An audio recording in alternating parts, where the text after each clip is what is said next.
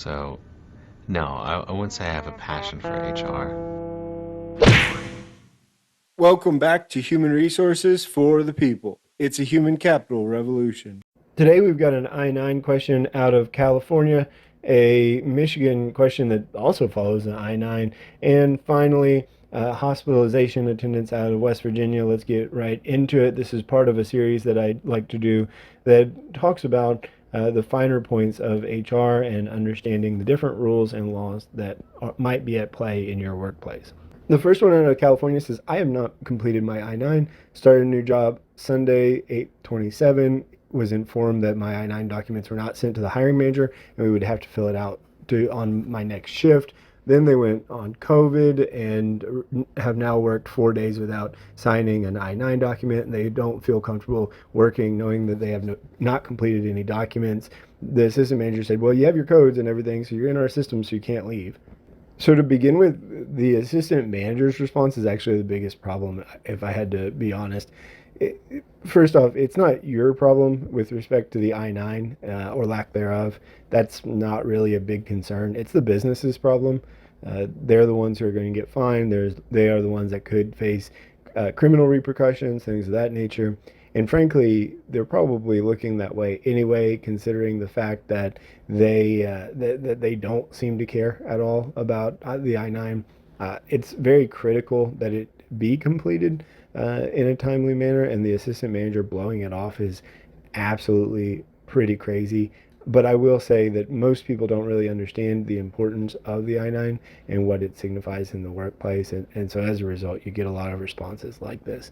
But you can not, I mean, there's no reason not to feel comfortable. You're not in any trouble, and you won't be in any trouble. It's all on the business, and they're the ones who ultimately have to go through that process if and when it bites them in the butt. The next one is somewhat similar. It's out of Michigan. They've lost their social security card and birth certificate. They are in a tough spot. Tried logging on to request a new social security card and had to get a letter sent to them to access their account. Wait a few weeks, got the letter, still can't log in, etc., etc. Asks, is that enough proof for a social security number? Literally don't have any documents that have the full social security number.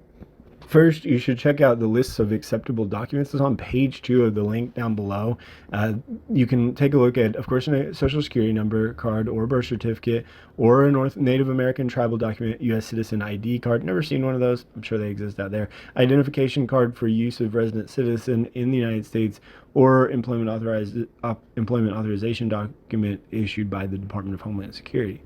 Alternatively, you can bring in your passport and not bring in your driver's license or anything else. You can also bring in a permanent resident card, foreign passport that contains a temporary I-551 stamp, an employment authorization document that contains a photograph, and foreign passports. So what I would encourage this person to do is use the to use a passport if possible. If you don't have either of those things, go down to the Social Security Administration office, go talk to them. They will set you up with a receipt, which is sufficient enough temporarily for 90 days to establish employment, and then just wait for the next round. And that's what you would go with next.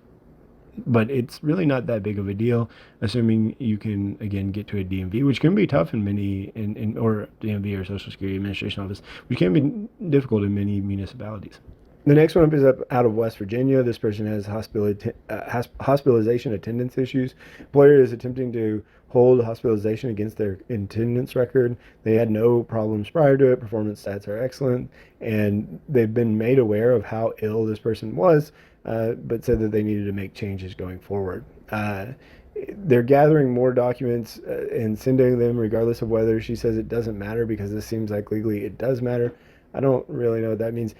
So, I mean, this is a very simple fix, assuming that the company is large enough, which means that the employer has 50 or more employees within 75 miles, and you've worked more than 1,250 hours in the 12 months prior to the start of leave, and have worked for the employer for 12 months, you qualify for the Family and Medical Leave Act, which allows you not to be discriminated against based on attendance in the workplace.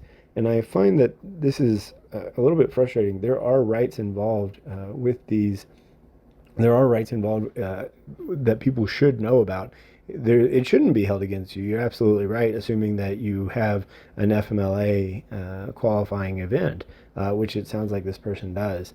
And as a result, this person should be not held liable for their problems with attendance.